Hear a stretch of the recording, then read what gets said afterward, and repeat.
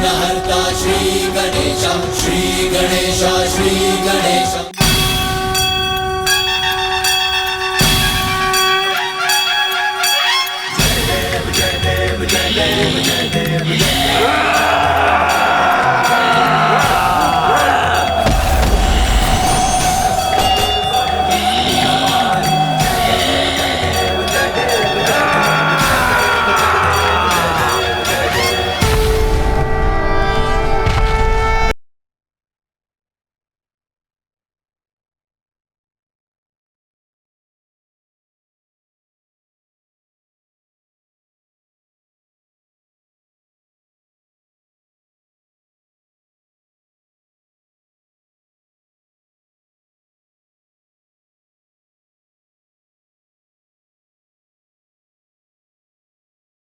मेरी विवशता का लाभ उठाकर तुमने जो दुष्टता की है उसका तो अत्यंत भयंकर दंड प्राप्त होना चाहिए तुम्हें।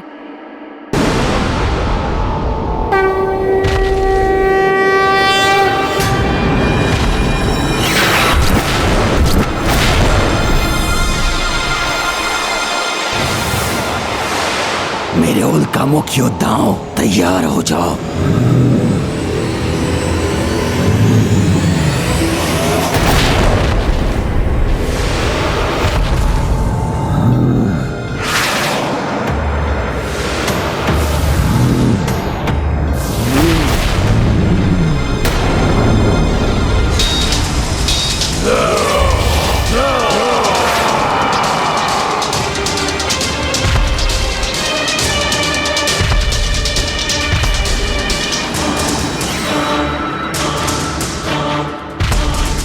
हमारे रहते हुए आप आगे नहीं बढ़ सकते गणेश जी, हम आपको रोक लेंगे।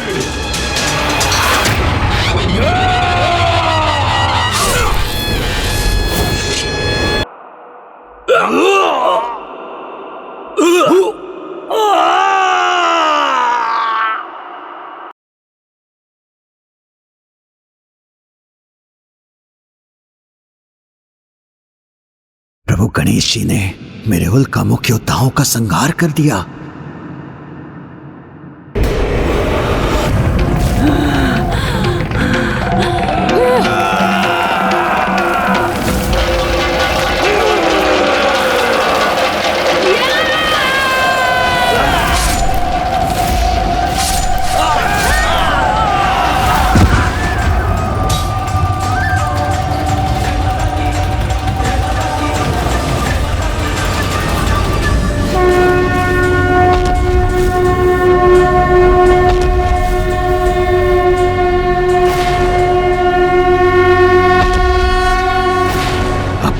सुरक्षा का एक ही उपाय है।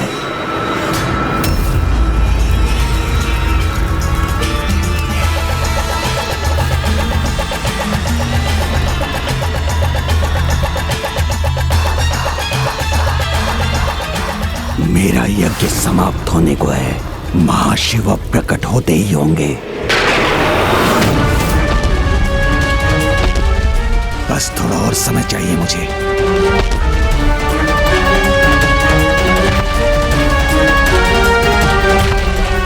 प्रभु को रोकने के लिए उनसे युद्ध भी करना पड़ा तो करूंगा मैं।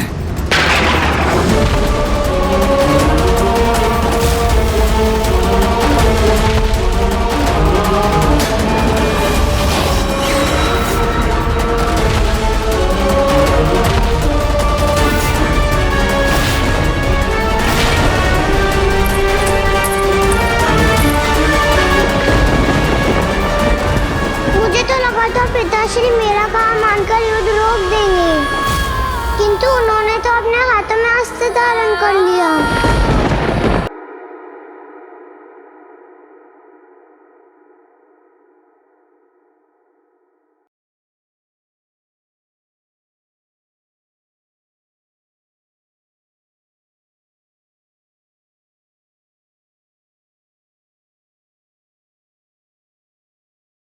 नहीं, इस उग्र रूप में प्रभु गणेश जी का सामना करना उचित नहीं।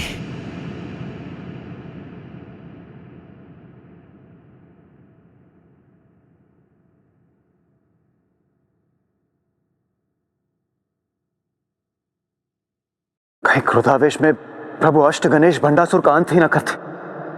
यदि ऐसा हुआ तो बहुत बड़ा अनर्थ हो जाएगा, क्योंकि भंडासुर का अंत तो माता ललिता द्वारा ही नियत। भंडासुर, मेरे रूप में तुम्हारा काल तुम्हारी ओर बढ़ रहा है। अब तुम्हारा बचना असंभव है।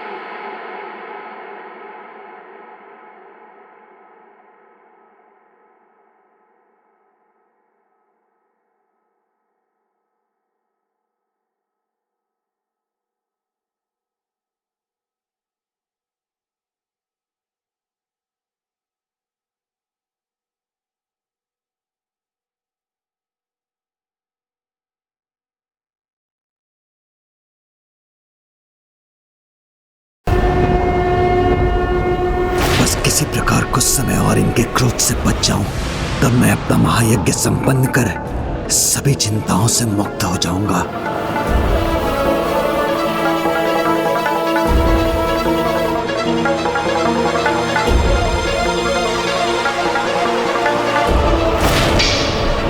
प्रभु, आप पर वार कर आपका अपमान नहीं कर सकता। मैं आपका परम भक्त जो हूं प्रभु, सदा आपकी पूजा और सेवा में समर्पित रहने के लिए ही तो आपको सदा निकट रखा था प्रभु। किंतु यदि आप मुझे मेरी भक्ति का दंड देना चाहते हैं तो दे दीजिए प्रभु, इतना तो चलता है। मेरे जन्मदाता हैं आप, तो मेरा अंत करने का भी अधिकार है आपको, भले ही मैं निर्दोष क्यों ना हूं। आप मेरे प्राण लेना चाहते हैं ना, तो लीजिए प्रभु।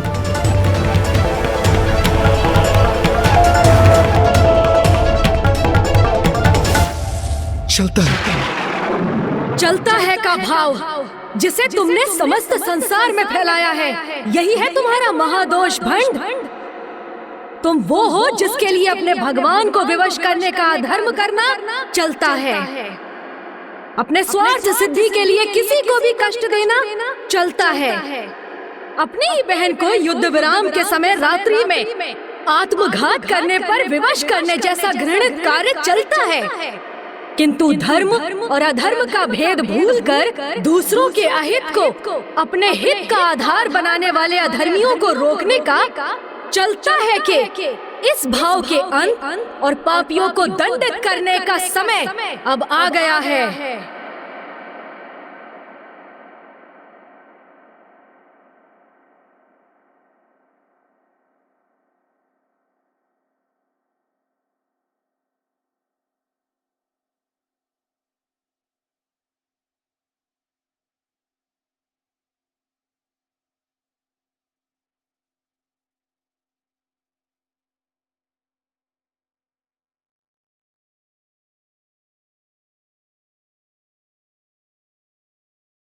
हे प्रभु, हे दानीदान,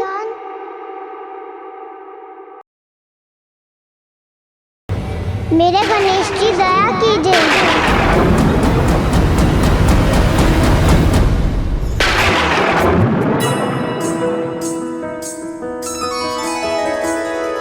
जय गणेश जय गणेश जय गणेश देवा, माता जाकी पार्वती पिता महादेवा।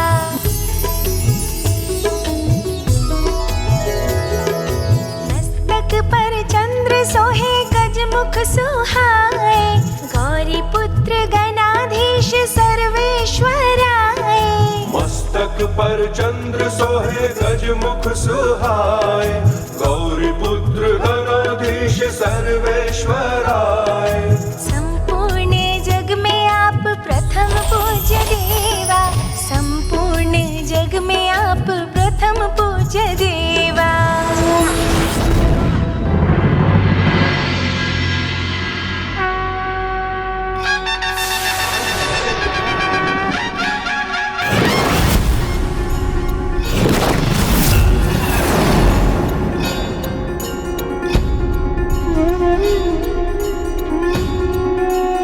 प्रणाम प्रभु गणेश जी, मेरी विनती सुनने के लिए आपको कोटि कोटि धन्यवाद। कल्याण हो।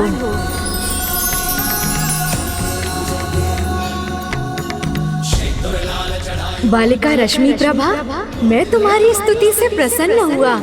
कहो, क्या इच्छा है तुम्हारी?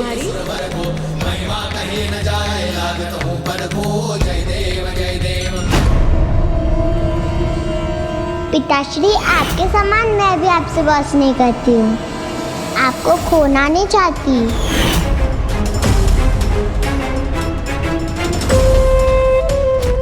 मैं सुरक्षित रहूं, मुझे अमृतत्व प्राप्त हो, इसके सिवाय क्या इच्छा होगी इसकी?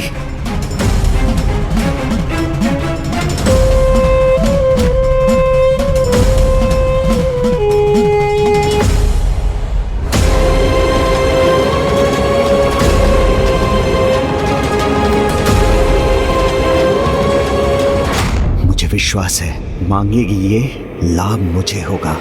मैं आपसे कोई वरदान नहीं मांगूंगी प्रभु। मैं तो आपकी भक्त हूँ और भगवान तो अपने भक्त की प्रत्येक इच्छा पूर्ण कर देता है। इसलिए मैं आपसे कुछ मांग कर आपको विवश नहीं करना चाहती। इसलिए मैं तो बस आपकी सेवा करने की इच्छा रखती हूँ। मुझे ज्ञात है अभी तो आपका पेट भरा हुआ है, किंतु मैं भविष्य में आपको अपने हाथों से खीर बनाकर खिलाना चाहती हूँ। आप आएंगे ना प्रभु? अवश्य आऊंगा। मेरी नहीं, इसे गणेश जी को खीर खिलाने की चिंता है। धन्यवाद प्रभु।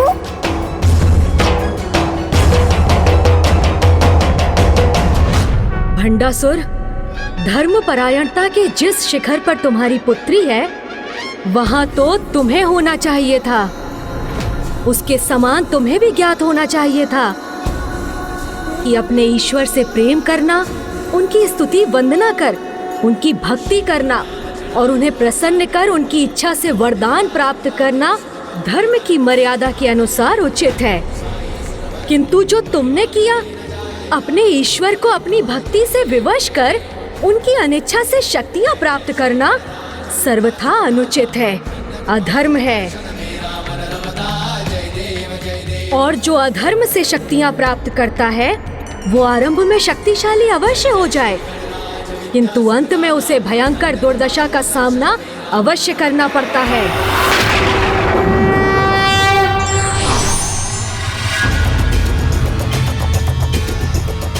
नहीं प्रभु, भंडासुर ने जो भी किया असफल होने के लिए नहीं किया। कुछ समय की बात और है, फिर आप स्वयं देखेंगे कि दुर्दशा होगी अवश्य, किंतु मेरी नहीं, उस देवी और उसकी देवी सेना की।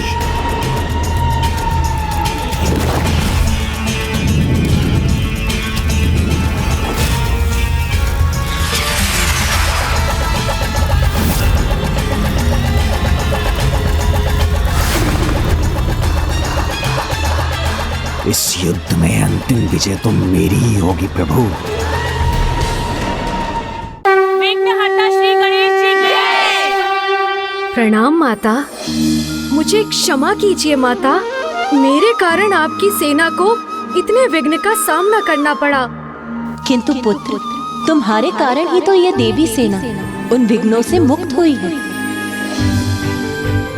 माता, उसका कारण भी मैं नहीं, आप ही हैं, क्योंकि यदि आपने मेरे सभी 8 अवतारों को एक साथ प्रकट न किया होता तो मैंने जो भी किया उसकी प्रेरणा भी तो मुझे तुम्हारे यहाँ होने से ही प्राप्त हुई है पुत्र। जिस प्रकार सूर्य की एक किरण से रात्रि का अंधकार छट जाता है, उसी प्रकार विघ्नहर्ता के होने से निराशा आशा का रूप ले लेती है।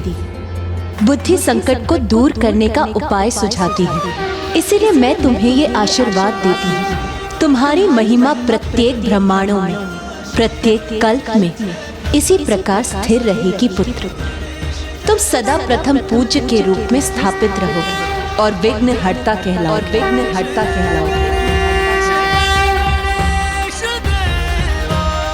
विघ्नहर्ता श्री गणेश जी की, विघ्नहर्ता श्री गणेश जी की।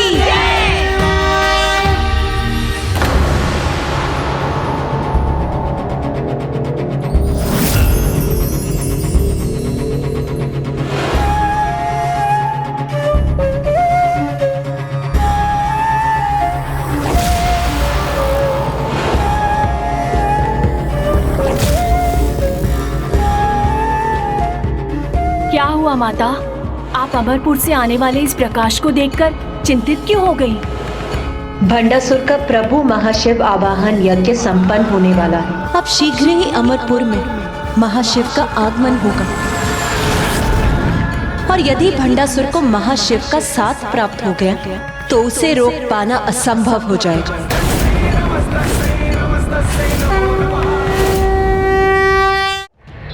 ओम महाशिवाय नमः। ओम महाशिवाय नमः। ओम चैतन्य रूपाय नमः। ओम महाशिवाय नमः। ओम महाशिवाय नमः। ओम चैतन्य रूपाय नमः। ओम चैतन्य रूपाय नमः। ओम महाशिवाय नमः। भोर में प्रभु महादेव का वरदान प्राप्त कर भंडासुर 60 सहस्त्र वर्षों तक अपना राज स्थापित करने में सफल हुआ था। यदि इस बार उसने प्रभु महाशिव का वरदान प्राप्त कर लिया तो अनंत काल तक अपनी सत्ता स्थापित करने में सफल हो जाएगा।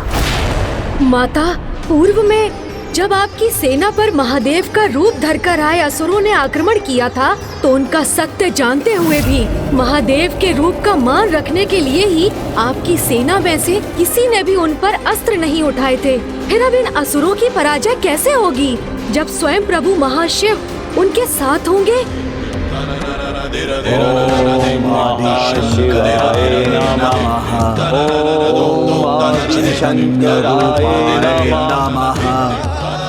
इस दुष्ट का यज्ञ संपन्न हो गया तो यह धर्मी एक निर्मम आखेटक के समान धर्म का आखेट करेगा और उसे विलुप्त हो जाने पर विवश कर देगा।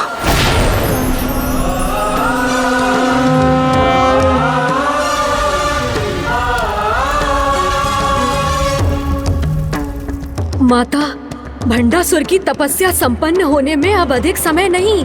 शीघ्र ही प्रभु महाशिव के अमरपुर पहुंचने पर ये दुष्ट असुर अजय हो जाएगा, जिसमें अब मात्र प्रभु महाशिव के 2 पग आगे बढ़ने की ही देर है।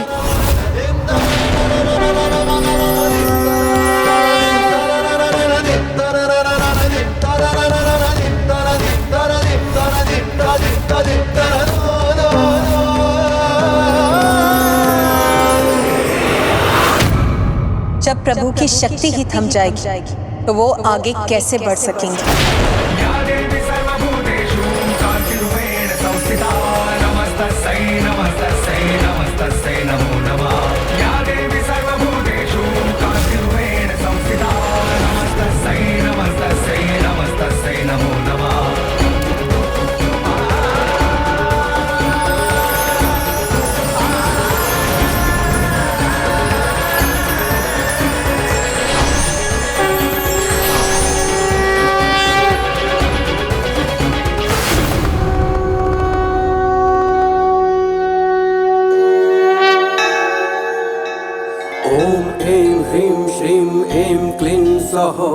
ओम नमस्त्रिपुरा सुंदरी हृदय देवी शिरो देवी शिखा देवी कवच देवी नेत्र देवी अस्त्र देवी कामेश्वरी भगमालिनी।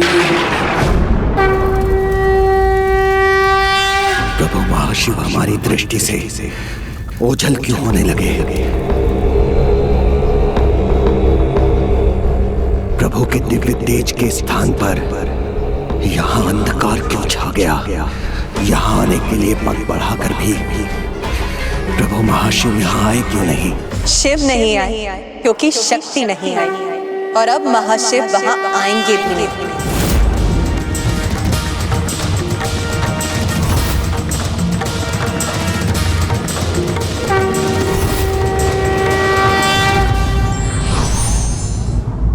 किसी को विवश कर तो मात्र उसके साधन ही प्राप्त किए जा सकते हैं। आशीर्वाद तो निश्चल भक्ति से प्राप्त होता है।